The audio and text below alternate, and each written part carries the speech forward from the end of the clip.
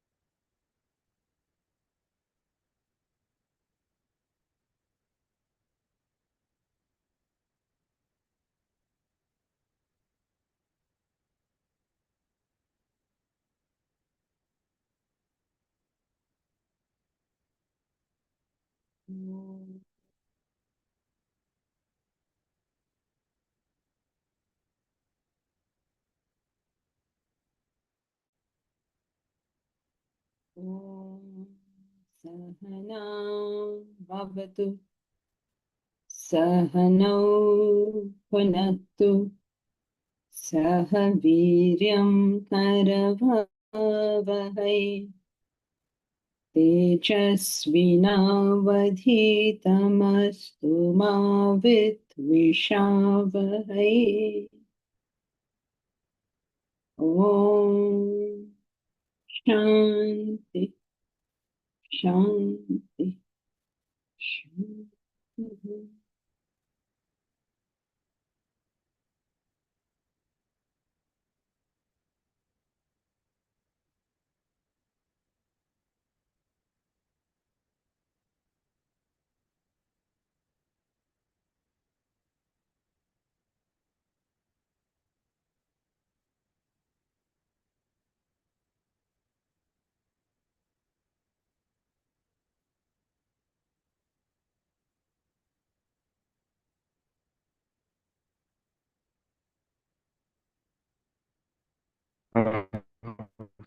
Hari Om, Janki ji. Can you hear me? Yes. Yeah. So in group one, these were the participants. I was the monitor. Ajay ji was the questioner. Neeta ji and Jayashree. Question: what is the trigger for Purusharth that leads to self-realization? Answer: no consensus, as the questioner wasn't convinced about the free nature of Purusharth. Okay, very good. So,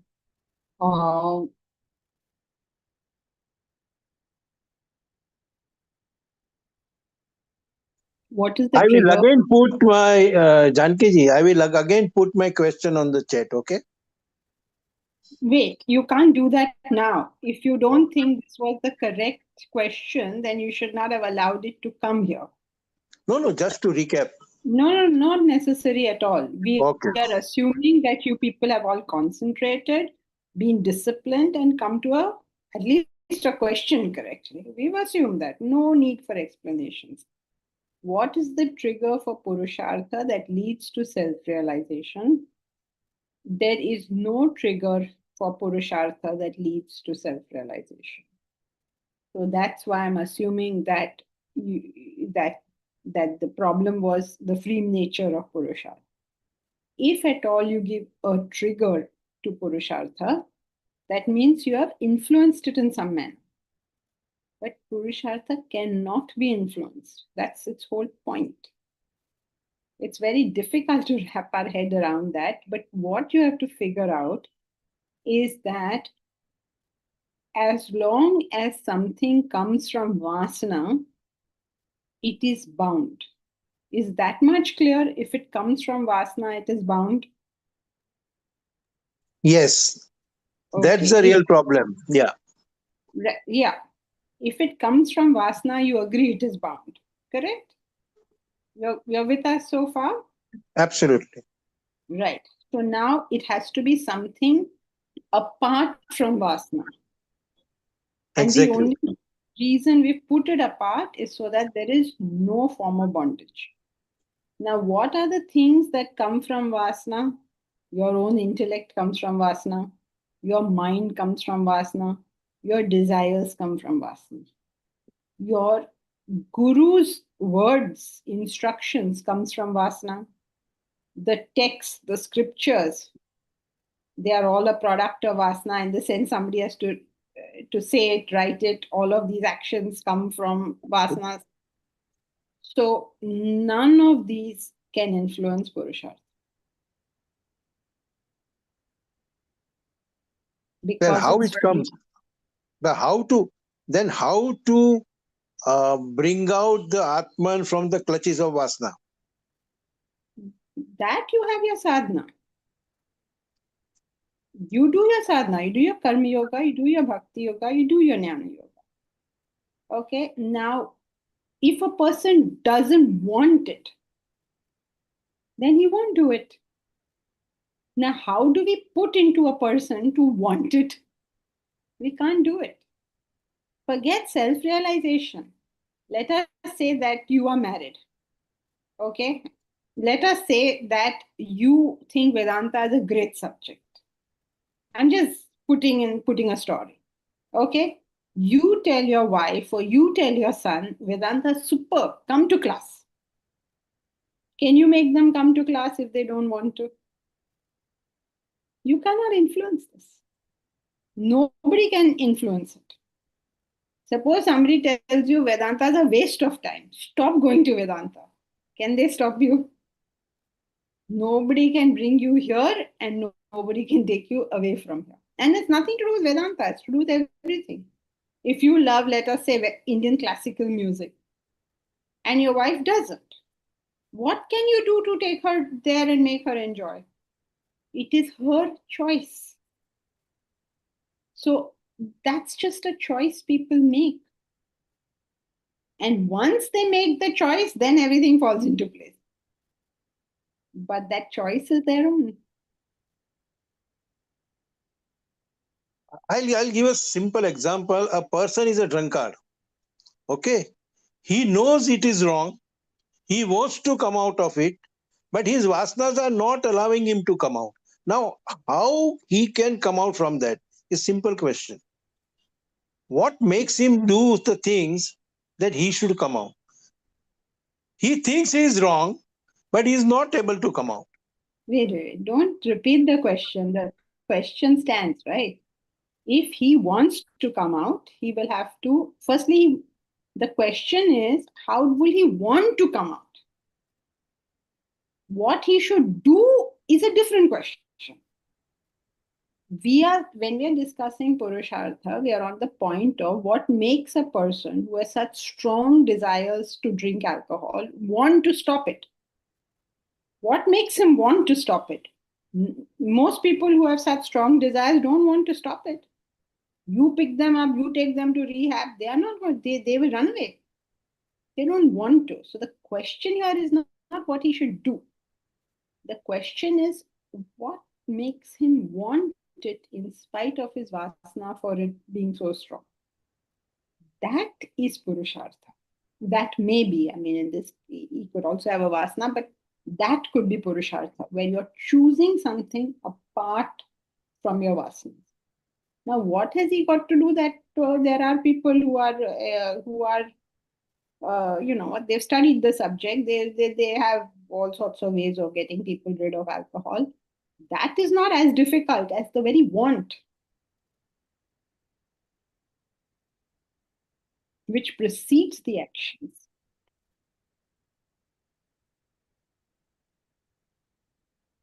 So from where that want comes, that's only my question. That has been answered 3 times already.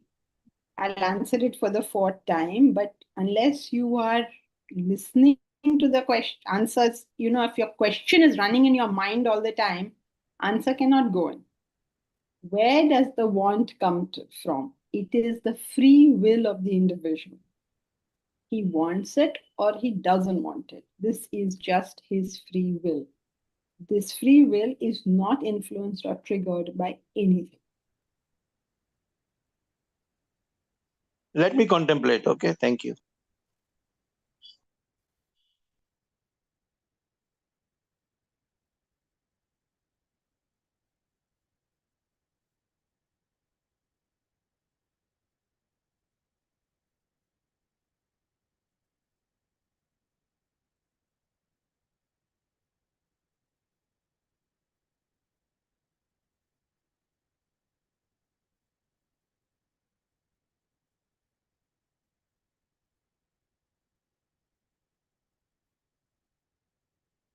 Are group 2 members not here? Why are we not proceeding? Nilofer doesn't seem to be here. Okay, is Gunjan here? Yes, ma'am. Okay, you can go ahead. So, Nilüfer was our monitor, and I was the questioner. And we have Mr. Ramachandranji and Maheshji in our group. And Mr. Ramachandranji also posed a question, but we decided to proceed with this question.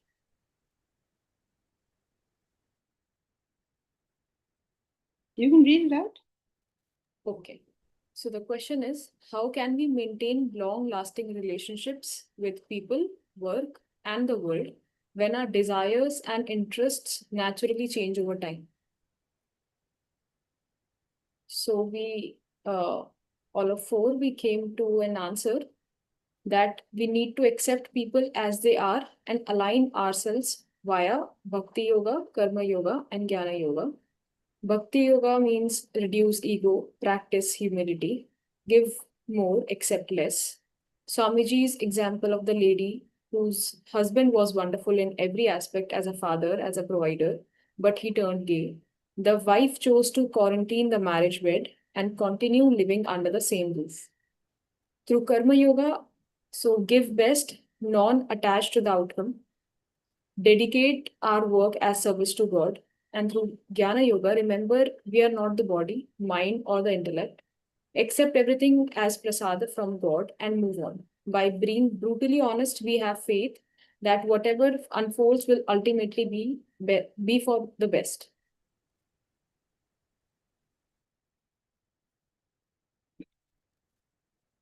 What I really fail to see what the answer has to do with the question. How do we maintain long-lasting relationships with people, work, and the world when our desires and interests naturally change over time? So it almost looks like Jo pata hai sab likh liya. But is that, I don't know how you have accepted the answer as a question. If you're satisfied, I suppose we can move on. Does this answer satisfy you? No, it doesn't satisfy it. Then how do you accept Mhm. it and allow consensus on this answer? You don't, it's not satisfying, and you're saying, okay, this is the answer. They say, like, we'll give some answer. So, how do we maintain long lasting relationships when our desires and interests naturally change over time? First point is, do you really need to maintain long lasting relationships with everything? That means when you were a child and you played with toys, you want to play with toys now also. You have to maintain long lasting relationships. So first and foremost is you have to decide what are you having long lasting relationships with. Suppose you were an alcoholic in the past, you want to maintain that relationship. Suppose you were gambling or doing whatever you want to have long lasting relationships. So question number one is, do we need to maintain the long lasting relationship? Number one. Amongst the people and work and world where we need to maintain long lasting relationships is obviously only in areas of gratitude, like with your parents, for instance. Right? You have to maintain long lasting relationship. They kept you alive, for heaven's sake. They looked after you, they did everything. Long lasting relationship. Spouse, child, you can't dump them now. You can't say, I had a child, but now goodbye, good luck. You can't do that, right? So first you have to identify what are the kinds of things that you need to maintain a long-lasting relationship with. Everything you don't need to maintain a long-lasting relationship. Now, when your desires and interests naturally change over time, then you will flow with that and that will change, and you must accept that the change is going to take place. Suppose you were, so many things, right? It will change. So what's the problem with that?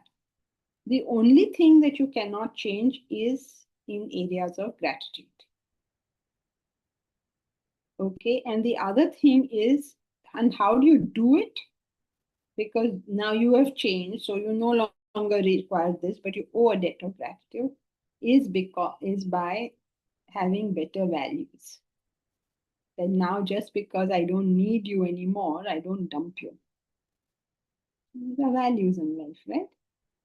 So when you have a higher goal in life and you align yourself to that higher thing, then you will maintain that long-lasting relationship. That is your primary relationship. That means your relationship with God or self-realization, whatever in the world you want to treat. That is your primary long-lasting relationship. Plus, you have all the debts of gratitude. You have been receiving all along. Whatever you have received, now you have to pay back. Time is there, right? So all that needs to be looked into. So what is the methodology? How can you do this? By when you have some kind of higher vision in that relationship. Like if you are at work, for instance. So how do you stay in that work? By having a higher vision in it. So that's how you maintain relationships, longer lasting relationships, because you're not living a life of self-centeredness. So when you live a life of values, then automatically that which should last, lasts. That which should not last, should not last. Suppose you were in bad company some time ago. Okay, now you're shifting over to good company. Why should that bad company last? They were pulling you down. Why should it last? You can have another thing. You can say, okay, I was a mess, they were a mess, I'm somehow out. Can I help them? Then you have a vision somewhere. But don't try that stunt too early, because if you do it too early in the sadhana, instead of you pulling them out, they will pull you back in. Okay, so be careful as a group to not simply offload. You answer the question which is asked. Now, otherwise, any question you say, do karma yoga, bhakti yoga, jnana yoga, everything same answer. Can't do that, right? You have to apply it to the situation at hand. Okay. Yeah, I have a follow-up question. For example, some like we entered in a job, and when we entered in a job, our purpose was to earn more money. Okay, but over a period of time, as a person, I changed, and now my aim is not to earn more money, but rather work for the betterment. So I will work uh, dedicatedly in that particular situation. But now, since I'm changed, I'm able to relate better to that situation, and I'm able to see things much more clearly. Now I might feel that this environment uh, is not right for what I am desiring right now. So should I leave that place? I mean, Nobody can answer that question for you because all the data isn't there. I don't know what situation. Let us say you are working with Mother Teresa. Okay. Now you're saying, oh, this doesn't feel fulfilling. Why not? So why, if your attitude is one of service, then it should be fulfilling. Then no, my abilities are better. I can do more than feed people. Then Can you do more than feed people there? Can you look after their intellect there, wherever you are? If no, then of course you can leave. So it depends on what is the situation and all. Thank you. Yes, Bharat? They use this example of a wife who decided to quarantine one aspect of marriage. So, as part of service, is that really being service oriented? I mean, We can't decide that for anyone else. The fact is, you use your intellect and decide what is the best according to you in that circumstance. And if that's your decision, then, I mean, for a person to put aside their own personal desires like that is definitely an act of service and sacrifice. But you should be capable of it also. No point doing something you're not capable of and then creating more problems. But she was able to do that, and that's a good thing if you're able to give up so, like, a primary kind of aspect of marriage. So is it service or not? We don't know how. I mean, we can't like that tell. But since the story is given to us, I don't know if Swamiji told the story. I've not heard this, but let us say it's given to us as an example um, of service. Then we take it as an example of service because that we assume is her motivation in doing that. It could also be that, I'm very comfortable here. I don't want to go anywhere else. It could be that, oh, my husband is so rich, so I care for the money more than I care for this. I mean, you can tell what goes on in somebody's mind, but I'm assuming that this must be an act of service and sacrifice because I'm assuming that the person who tells us the story knows why this person has done it. Did not disrupt a home, the children, even maintain the stature of the husband. In those times, probably nowadays it's not a big deal, but maybe in the, made that sacrifice for the well-being of her husband, for the well-being of the children. We don't know what she did, but I'm assuming that's what she did. But you can't make this a universal law that if you do it, it's service. If you don't do it, it's not service. Nobody's saying that. But just amazing that, like, Bhishma saying, okay, I'll give up Kanchana and Kamini. I'll give up the throne. I'll give up getting married. Is that service? Yes, if you are of that stature and you can do it, then it's service. If you're showing off and trying to act smart, it will come back and hit you so badly you won't know what happened. So, is that okay, Bharat? the trouble is if she wasn't asked that if you would like to do this and she was told that you could consider this step as a service. I mean, there's a difference between the two, right? Sorry, I didn't get your question. If she was asked if she could consider this step as part of service and maybe the well-being of the family, or maybe just advised that you need to do this as part of service. So if she's taken the second option, then perhaps that's where the trouble would come from, right? No, trouble only comes out of hypocrisy. In being honest with yourself, no trouble comes. If you're hypocritical about it, then trouble comes.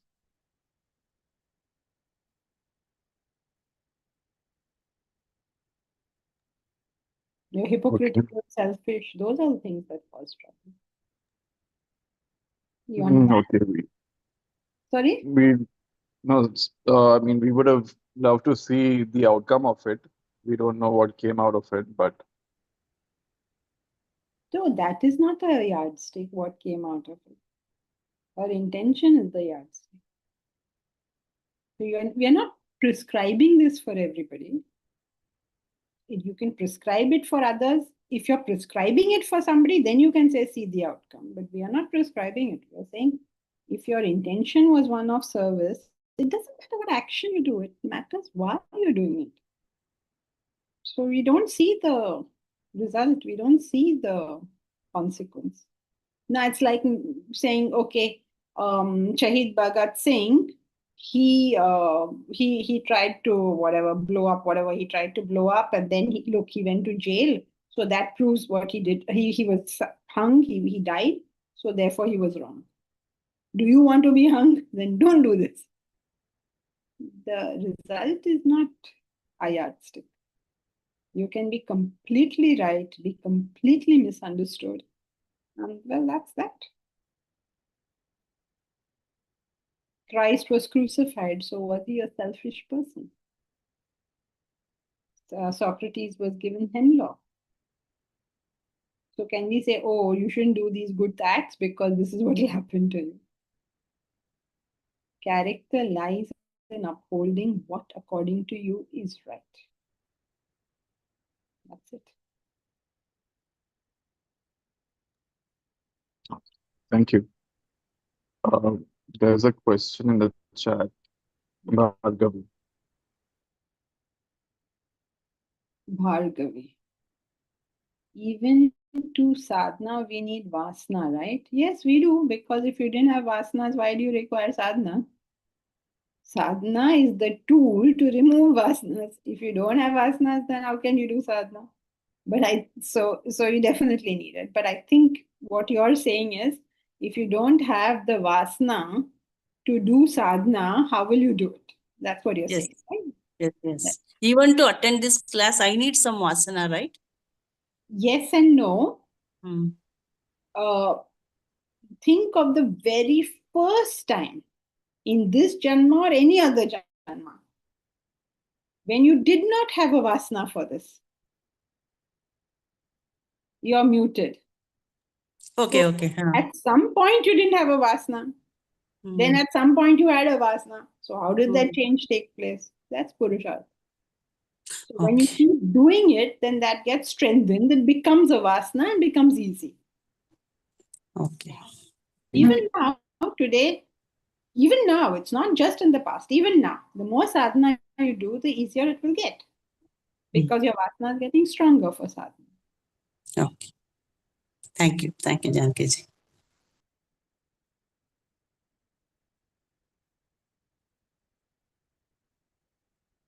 Okay, so anybody has anything else?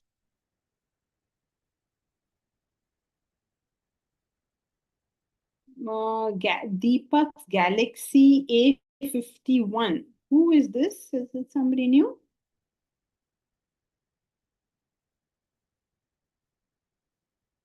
Is there any Deepak in class? New Deepak in class? Yeah, it's just a phone number for you. I can't hear you. I said that is me, Deepak Okay. Stacey. Okay. Is my telephone number, Yeah. the telephone that's got added. Yeah, sure. Subodh Prasad Sharma. I think you're also old, and I mean you are not old, but I think you've been attending already, right? Not first time.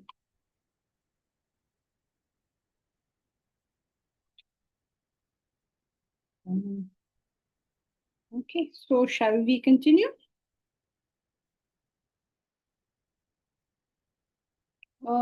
Can you all switch your videos on? I mean, it's a small class today, so I hope that we can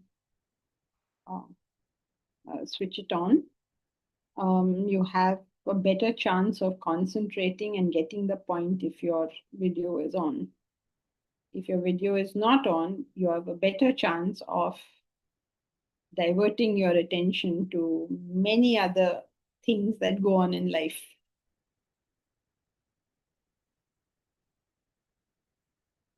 So we were studying purity and the potential of sorrow. This is a really, really important thing. I mean, I can't say that. I'll probably say it for all things. But it's such an important thing to understand that the purer you are, the more happy you are. So when you live a life of character, what basically happens is that regardless of what happens, you maintain an equanimity in your mind. we hope that you will have no issues in your life. If you have planned very well, you have done everything properly, it should happen that there won't be an issue. But if you have improved upon your purity, the fact is that whatever the issue, you will maintain an equanimity up to the level of your purity, of course. So, just external results they are very important. Nobody is denying that they're important, but they're not the only thing important. How you're able to manage yourself, both in good times and bad, is entirely proportional to your character. Because some people, they can't handle it because things are so bad. And some people cannot handle it because things are so good. So now, which one should you ask for? Sometimes, people become monsters because things are so good. Suppose you have a very loving and caring husband and he's so particular and he takes such good care of you, you become a monster. Monster in the sense that think you're Lord Falkland. You're just given to the mind because your husband is so sweet to you, given to the mind anytime. Now the other way around. Your husband is terrible, it's horrible, horrible husband, and you cannot handle it.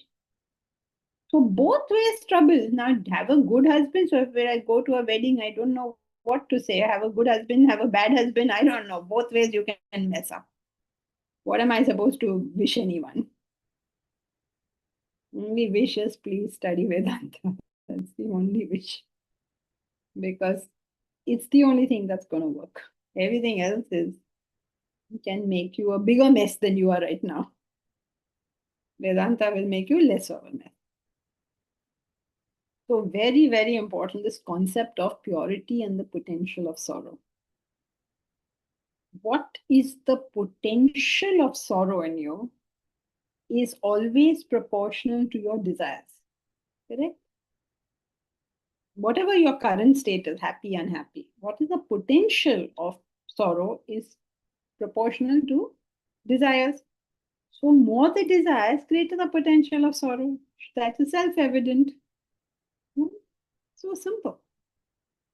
So what have we done so far in it? That happiness is something experienced by the mind. Therefore, the quality of your happiness is always dependent upon the mind. Correct? How you see things is dependent on your eyes. Means what color, whatever you see is dependent on your eyes. So how you will see is always dependent upon your eyes. So how you will feel happy, how means how much happiness, how much is dependent on the nature of the mind. So when there are unfulfilled desires, we make every attempt to fulfill them. We keep talking against desires, so people keep thinking that somehow Vedanta is saying that you should not fulfill your desires. Please get it once and for all. Please fulfill your desires. Don't sit down and say, oh my God, I'm so unhappy because my desires are not fulfilled. And then get ego about it. It is another problem in this world. First, they're stupid enough not to fulfill that. Then they add another level of stupidity, which is, see how great I am. My desires are not fulfilled. Therefore, I am a very great person. No. How are you a great person because your desire is not fulfilled? You're not a great person because your desire is fulfilled. You're not a great person because your desire is unfulfilled. Greatness is not dependent upon this. It's got no connection with whether your desire is fulfilled or not fulfilled. There's a different element. So, nobody is telling you not to fulfill your desires. All that they say is do it properly. Properly means let your intellect rule your action. Don't do something idiotic. Let your intellect govern whatever it is that you wish to do. So if you fail at it, never mind, keep trying. Don't give up. Oh, I couldn't get it. Now sit down and cry. No, keep working it. Some things are not easy to get. It will take time. Now, we want 80 lakhs. We're trying to get 80 lakhs. Where are we to produce 80 lakhs from? Keep trying, keep trying. Today, Jayashree and Mahesh went off to meet somebody in the fond hope that he will sign off a check of some amount. And they have come back empty handed. Not empty handed. They had to hear a 2 hours lecture because they can't leave, right, while that person is talking. So nice lecture they both received. I'm surprised they are in class. They must have thought, अब एक lecture काफी हो गया इनके लिए. But they have valiantly arrived at class also.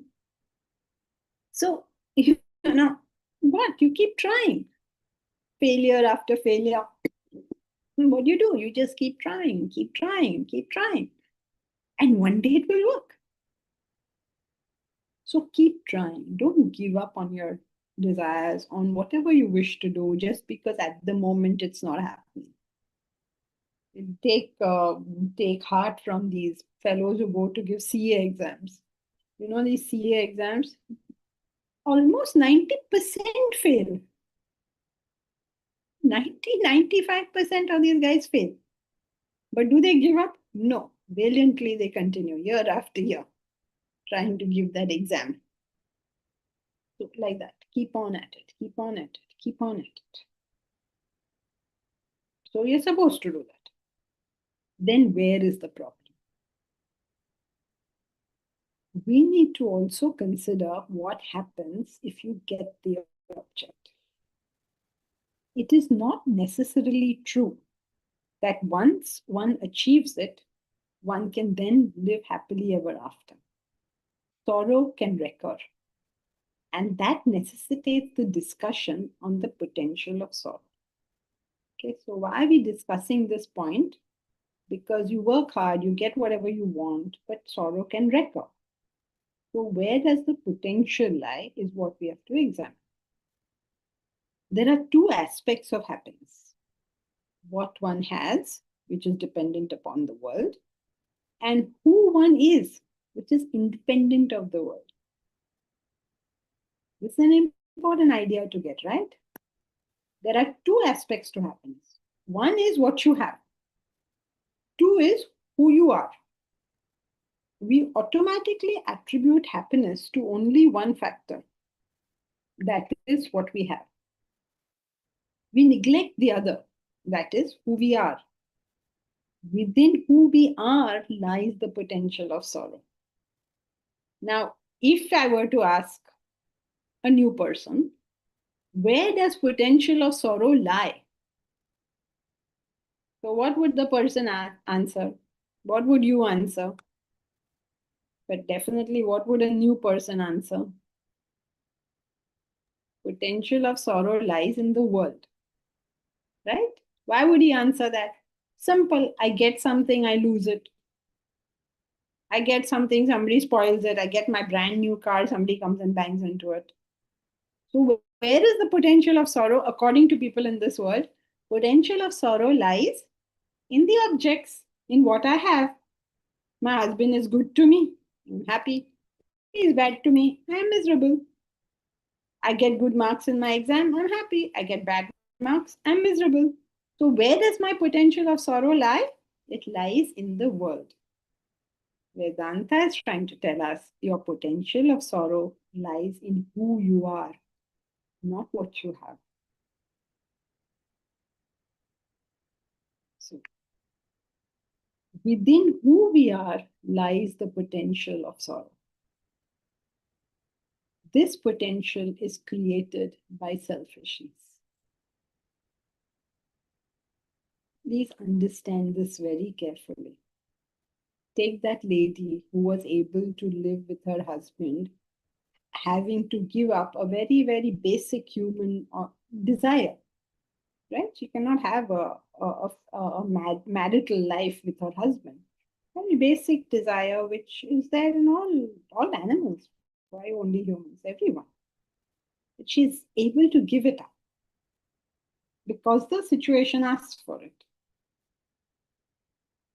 So just think of this. The potential is created by selfishness. If you are required to give up something, but you are not able to give it up, what is the problem? Why are you not able to give it up? Hardcore selfishness. The more unselfish we are, the finer the happiness.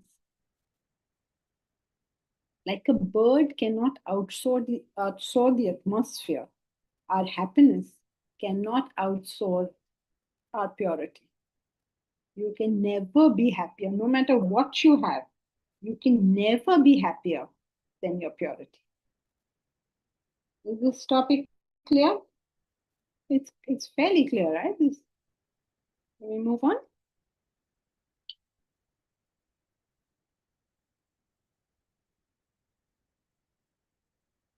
The happiness range. Happiness does not appear unidimensional. It comes in many garbs. There is happiness when things are going our way. There is also happiness when they aren't. In abject misery, is all happiness gone?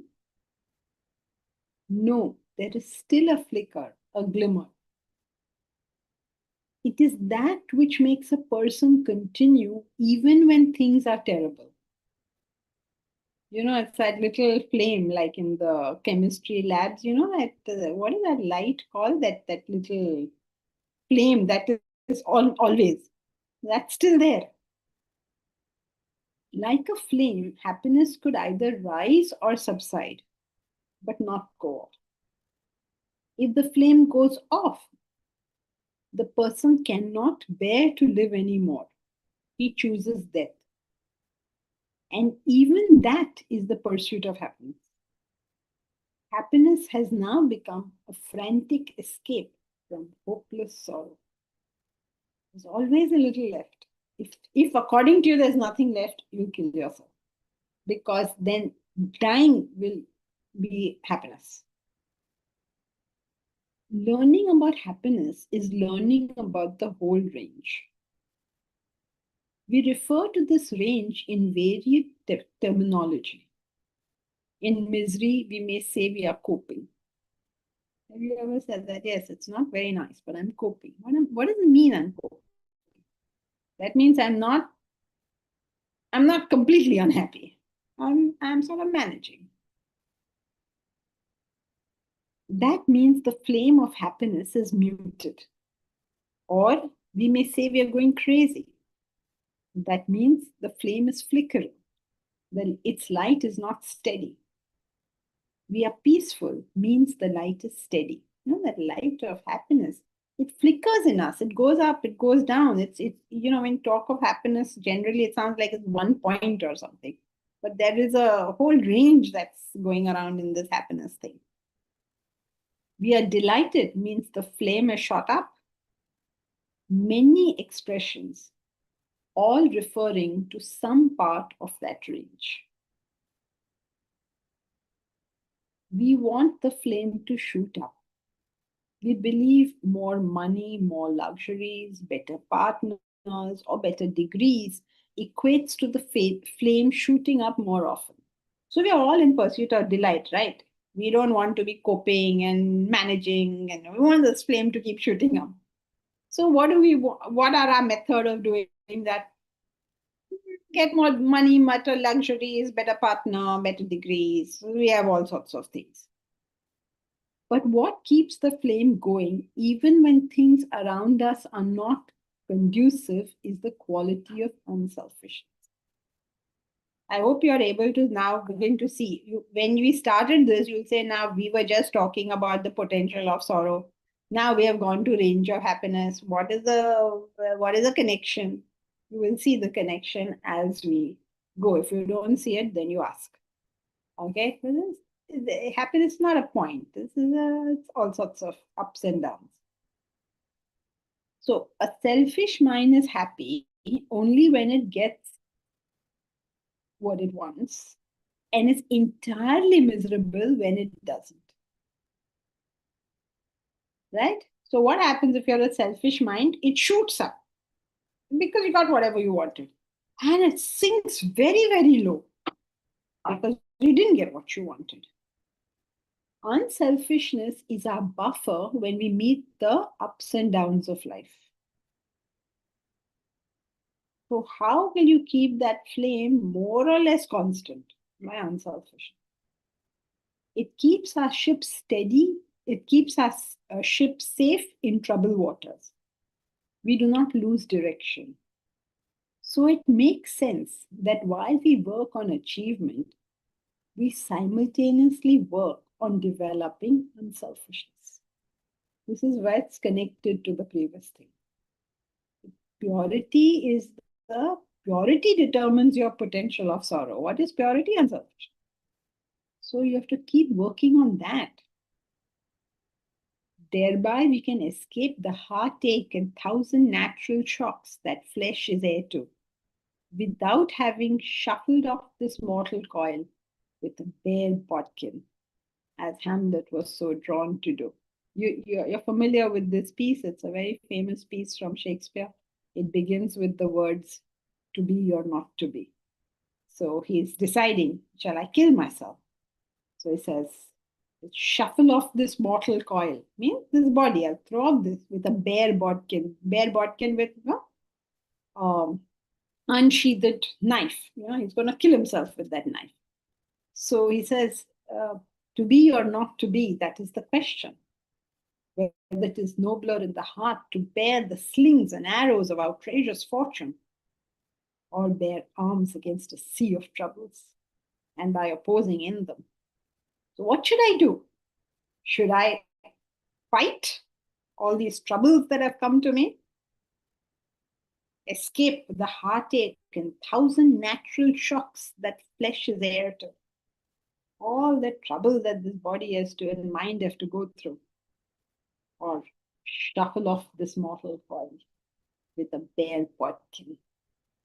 Or throw off this body and mind with the dagger, with the unsheathed dagger. Nobody taught him about unselfishness, unfortunately.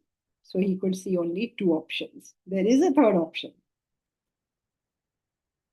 When a selfish person meets with adverse circumstances, with an adverse circumstance, he can deal with it better than a selfish person. Have you noticed this in life? You must have your own examples where you see people of character and how they have dealt with circumstances which were not entirely pleasant.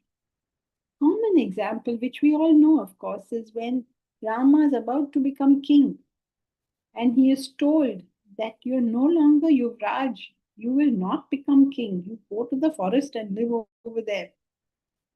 And he's completely okay with it. It's not that it's a pleasant thing, right? You leave the palace, you go to the forest, you're living a very comfortable life. You're used to a comfortable life. Think about you leaving your own home and going away and living on the street. It's not comfortable. It's not good. And yet, he's okay with it. How come?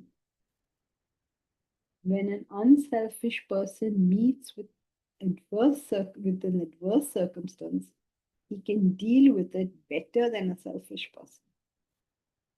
A selfish person sinks under the problem, and an unselfish person rides over it. The selfish drown, but the unselfish float. And I suppose you remember that story, right? When Rama was making the bridge. So there's this rocks. On the rocks that had Ram written on it.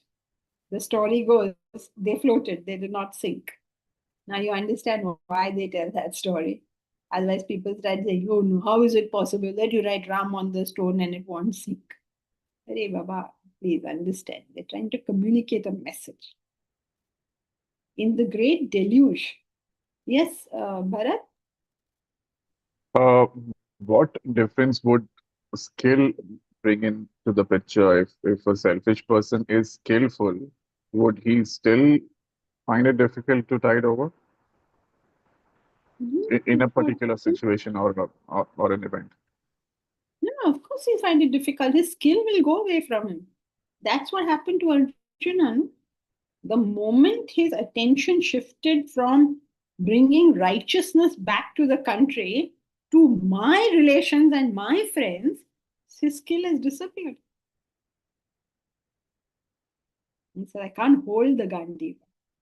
What a fabulous thing, right? I mean, if you think about how beautifully it's picturized, this is Arjuna the Great, the world's best warrior. I cannot hold the bow. Gandiva samsraste hasta. The Gandiva slipping from my hand. He's saying, I'm going through horripilations. It means my hair is standing on end. I see adverse omens. What skill? It's all gone. Just disappears. And that is what Karna was cursed with. That when you most need it, your skill will not be available to you. You take wrong actions, you do selfish actions, parak, it'll go. You won't even know what happened. You won't know what hit you. Your skill will leave you. You know, there are times when, I mean, this is not, we are not saying it will leave you, please. It's not like we are making some big statements. It is a well documented thing.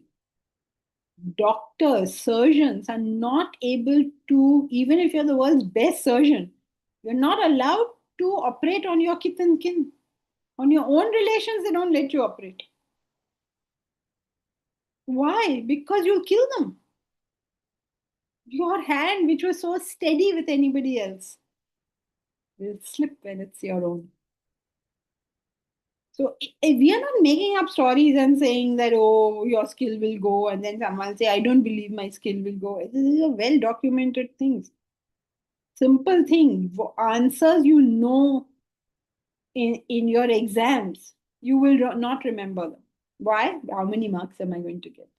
All agitated about how well you or badly you're going to do. So your skill won't help you. That's the whole point. The Gita begins with this thing. Your skill has left you. Everything will leave you.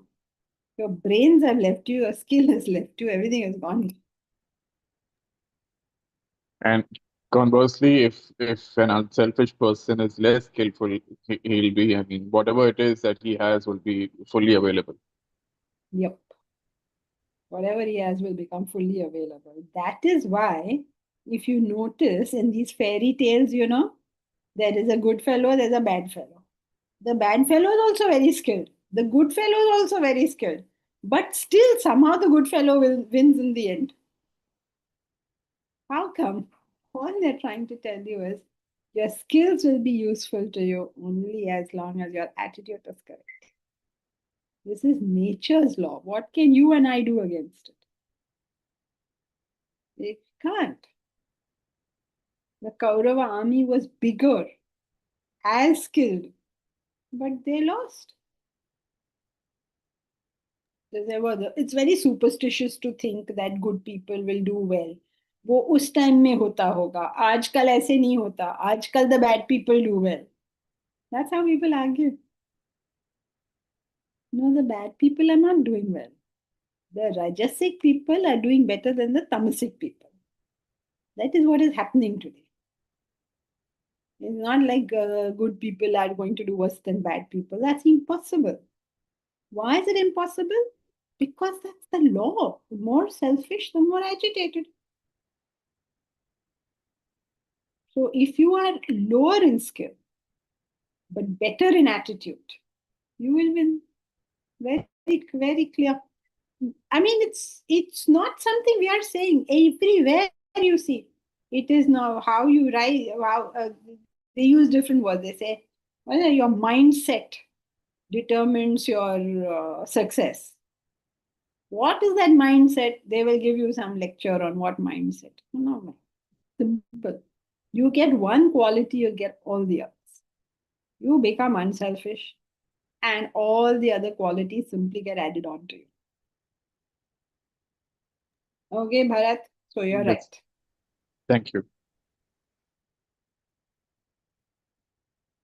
Does a grihastha face a greater problem in becoming unselfish? Because he needs to cater to the spouse's desires in addition to his or hers. These bachelors blame everything on marriage. I don't understand why they are so anti-marriage. Tukaram had to deprive his wife of the material joys she desired.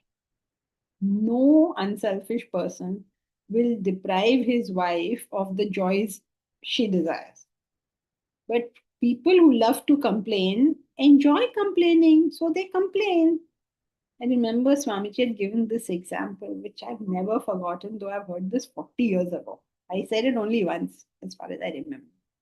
Never forgot. He told me. He was talking, it was a conversation.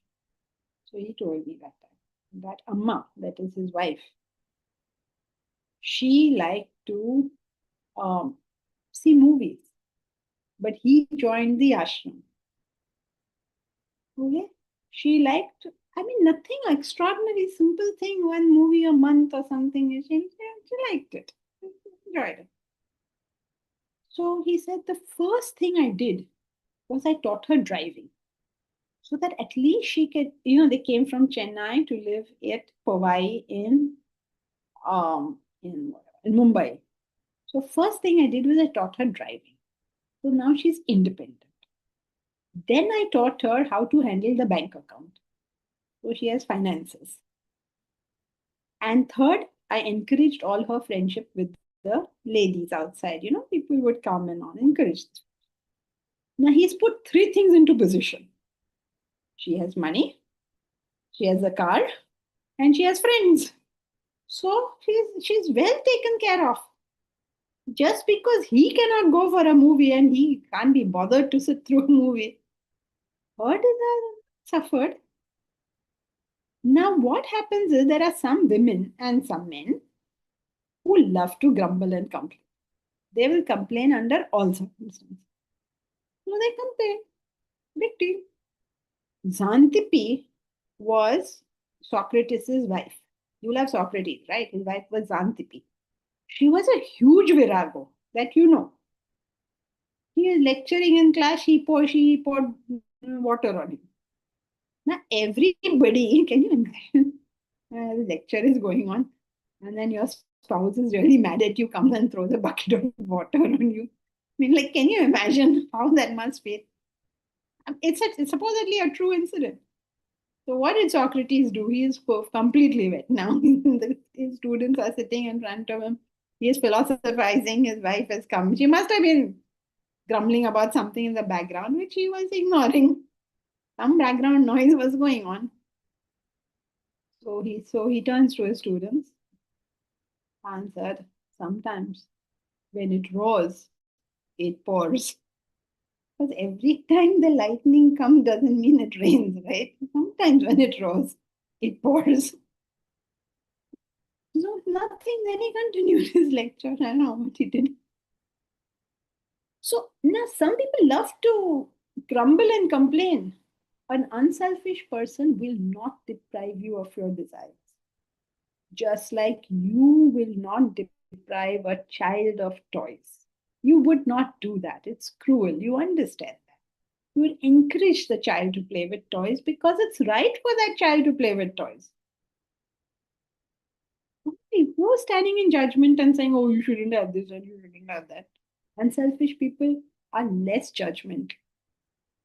So, does a grihastha face a greater problem in becoming unselfish because they need to cater to their desires in addition to their own? They are not catering to their own desires, and therefore, catering to other people's desires is always very easy. So, Tukaram did not deprive his wife of the material joy she desired. She deprived herself. This patriarchal thing has to go from our society. If my husband gives me, then I can have. If my husband doesn't give me, then I cannot have. Says who? There are your own legs and hands. Go get whatever you want. Who stopped you? It's funny idea that, oh, my husband never gave me a diamond necklace. You go buy it yourself. But I don't have money. Go earn it. What are you talking? Don't talk nonsense. Oh, I'm such a victim. And people laughed. Oh, such a victim.